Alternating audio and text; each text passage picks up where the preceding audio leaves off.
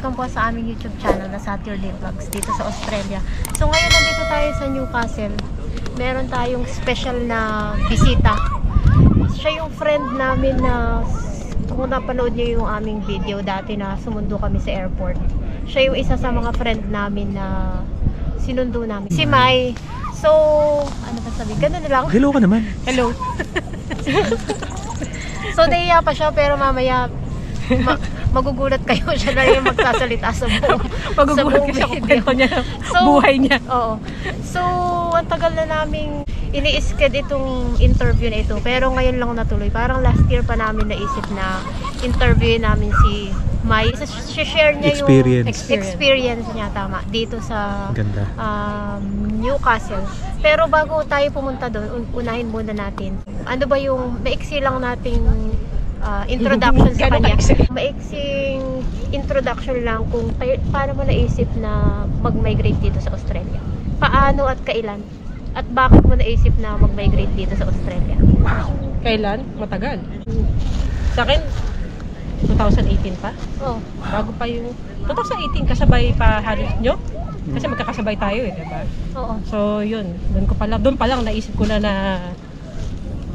mag-Australia.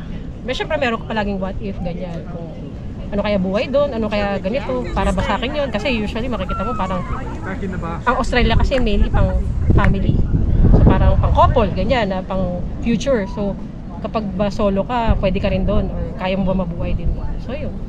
So nung napag-isip-isip mo na pwede rin ba ito sa single, pero nag-decide ka na? Hindi ako nag-decide agad kasi syempre pag skilled ka, first state din yan. So parang ako nag-try muna ako na pag medyo kaya-kaya natin, nagpupunta ako dito. So, pwede ba ako? Meaning mag-travel. Kunyari, minsan pag pumupunta ako, nag-try ako sa Perth, nag-try ako sa Tasmania, parang nag-open doon before ang Arky. Kaya ka ba mabuhay sa Tasmania? Kunyari, mag-isa akong kapasa ako kasi hindi lang naman ako basta yung pasa lang ng pasa. Tapos pag nandun ka na, ay shucks, malungkot pala dito, mag-isa lang ako, kaya ko ba? So, ganun. So, parang process din siya na titignan mo na, ay okay lang pala, pwede naman pala, marami naman palang mag-isa rin dito or something. So, yun. So doon, nag-decide na ako na sige, try ko na pag-apply. Ganyan.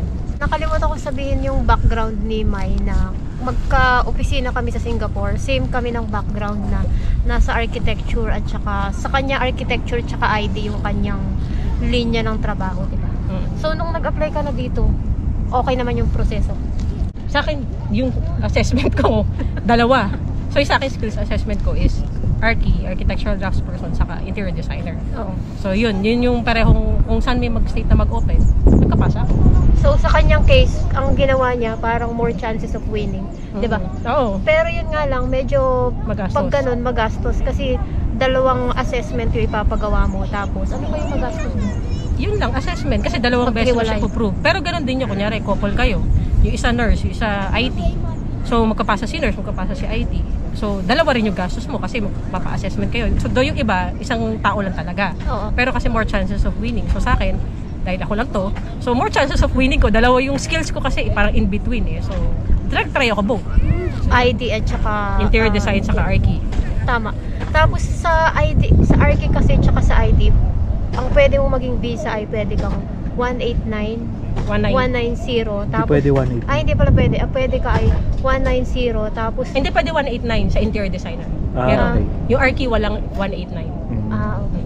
Tapos sa Arky 190 tapos may nagbukas nung year na yun na 491. Yung 491 yun naman yung regional skilled regional visa. Ibig sabihin nasa regional area ka for how many years? 3 years.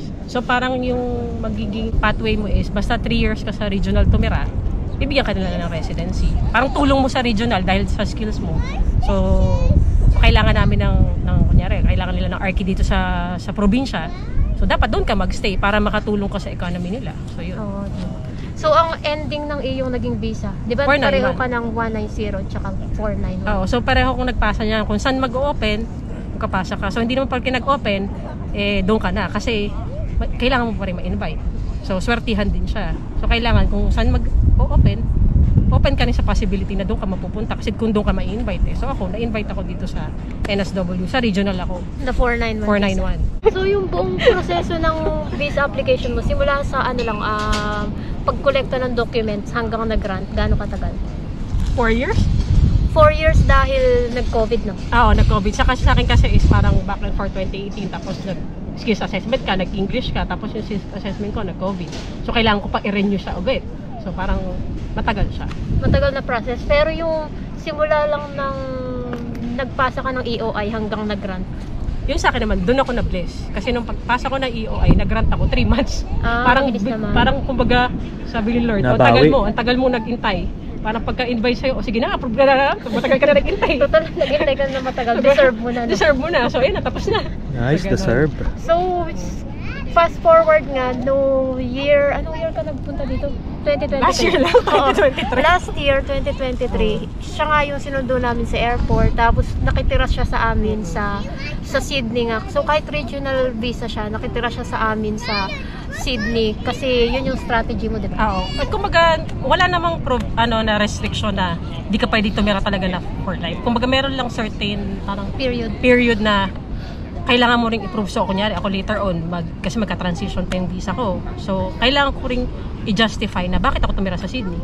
So, sasabihin ko sa kanila na kaya ako tumira sa Sydney kasi una-una wala akong kakilala sa kahit saan. Tapos, makikita naman, meron akong proof na nag-a-apply ako sa regional during that time. Kahit Sydney yung address ko, Sydney ako nag-ayos ng lahat ng papers ko and all. Pero, concurrently, nag-a-apply ako, naghahanap ako ng bahay sa regional, nag-a-apply ako ng work. Lahat ng mga interview ko, pinupuntahan ko, puro regional. Sydney yung pinaka-main So, mas madali sa akin yung access. Kumbaga kung ma-interview ka sa Mulunggong o Pupunta ako doon. Di ba nagpunta ako sa Nora? Sa Blue Mountain. Oo, so Nasa gitna train ka. ko, nasa gitna ako. So, yun yung parang later on, pag tinanong ako ng immigration, bakit stay ka sa Sydney? Alangan naman mag-stay ako sa Newcastle, tapos interview ko sa South Coast. 5 hours, 6 hours magta-travel ka. So, yun. Oo. So, yun yung strategy mo. So, fast forward sa lumipat na siya sa regional area.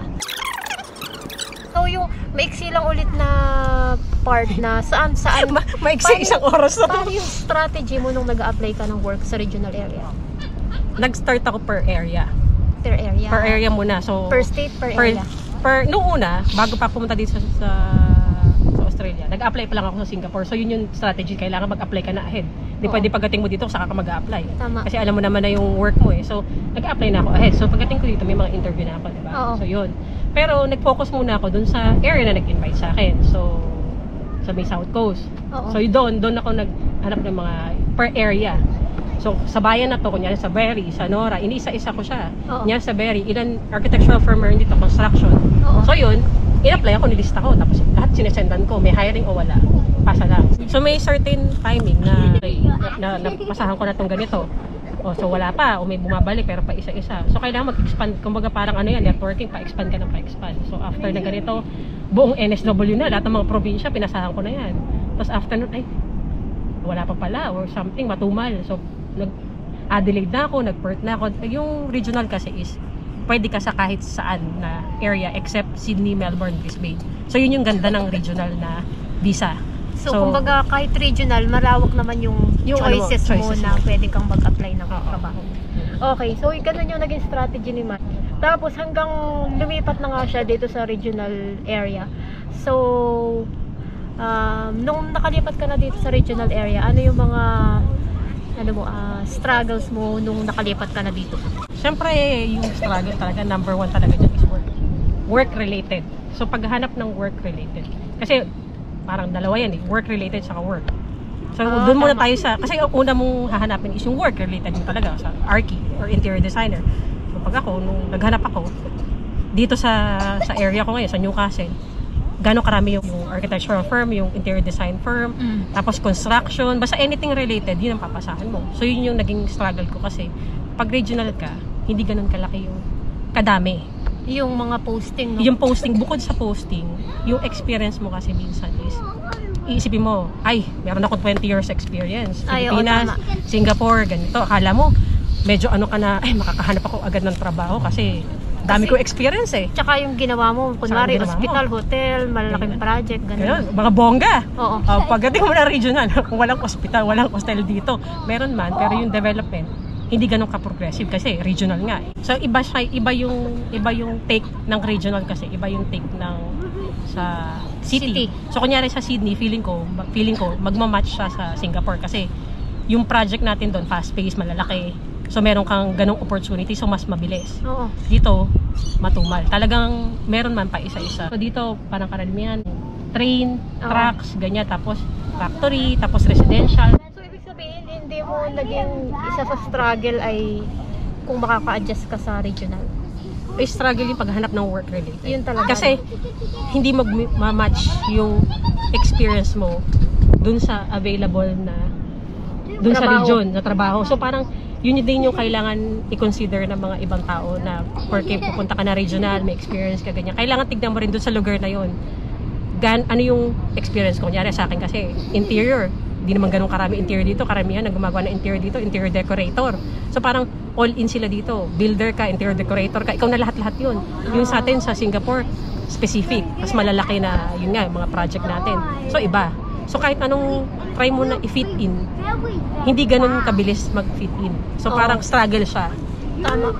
Kaya nag-change outfit muna kami bago namin ituloy kasi parang Nahangin na kami. mahaba yata yung chika ni Mai. So, nung sinabi mo na dalawa yung struggle mo, isang paghahanap ng work-related at saka yung hindi work-related. Ano ibig mo sabihin sa hindi work-related? Kasi pag, syempre, yun yung unang gagawin mo. Maghanap ka ng work na related sa experience sa field mo. Oo. So, pag hindi siya nag-work, kailangan doon ka na agad sa next step.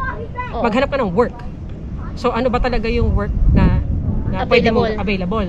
So, kunyari ako dito sa regional, sa Newcastle, medyo sinuwerte ako kasi yung mga nakilala ko na mga Pinoy or may mga iba ko, parang yung nakilala ko, iba yung field nila, iba yung ginagawa nila before sa ginagawa nila ngayon. Kunyari, example, meron nung nakilala, sa BIR siya nag-work. So, tax, ganyan. Tapos biglang pagdating dito, sa aged care siya. Kasi meron iba, teacher siya, tapos sa childcare, or biglang nag-admin, or kumbaga nag-iba sila ng field na doon ka para open-minded ka ba?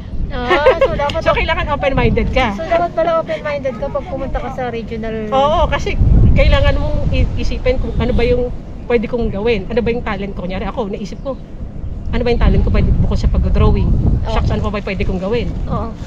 So, yun yun. Pwede ako magsalita buong araw. Oo, pwede ako. So parang, yun pala yung talent. So nakita mo pala yung hidden talent mo, no? Oo, hindi. Kasi parang hindi. Doon mo muna analyze mo muna. So, pag ako na, pwede pala, dito marami palang healthcare, marami palang F&B. Alam ko sa sarili ko na hindi ako pang healthcare. Oo. So, ba't naman ako mag-apply sa healthcare kung alam ko na hindi ko kaya yung work na yun? Tapos naisip ko, pwede pala ako, bakit hindi ko itry yung F&B, yung cleaner, or hospitality, ganyan yung, kasi parang feeling ko, mas kaya ko yun. Oo. So, doon ako nag-focus, doon ako nag-apply. Lahat ng pwedeng applyan, doon ko trinay na magpasa. So ang ginawa ni Mai, bukod sa nag-a-apply siya sa work-related na RKID, yun, continuous pa rin yun. nag-a-apply din siya dito sa hindi work-related. Hindi diba? work-related. So, saan ka nag-apply na hindi work-related?